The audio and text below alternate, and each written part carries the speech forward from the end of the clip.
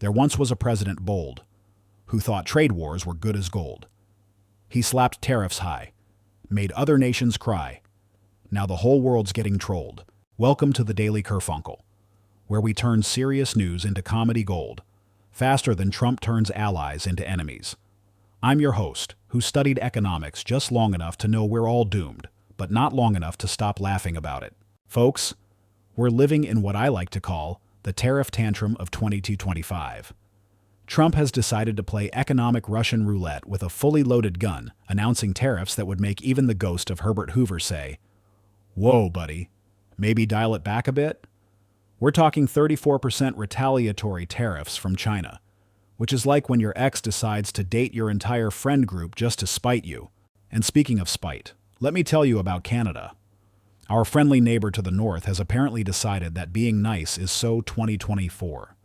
They're hitting back with their own tariffs, and Ontario is throwing shade by adding a 25% surcharge on electricity exports. That's right, folks. The country known for apologizing is now basically saying, "Sorry, not sorry, eh?" But wait, there's more. The Department of Government Efficiency, or DOGE, yes, like the meme, because apparently we're living in a simulation, is being run by none other than Elon Musk. It's like putting a tech bro in charge of your diet plan.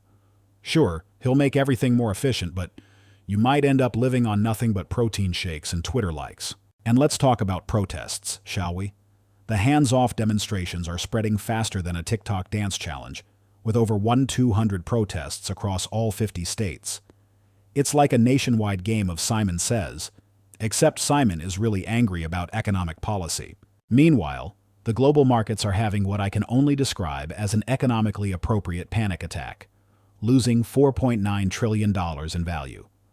That's not just a market correction, folks. That's the market looking at its bank account the day after a wild night out and saying, "Oh, no, what have I done?"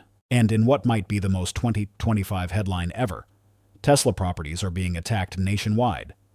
Because, checks notes, Musk is now part of the government? It's like the universe decided to write a political satire but forgot to include the laugh track. Before we wrap up this comedy of errors, let's remember that JP Morgan has raised the global recession probability to 60%. You know things are bad when even the banks are saying, maybe we should all start hoarding gold and canned goods.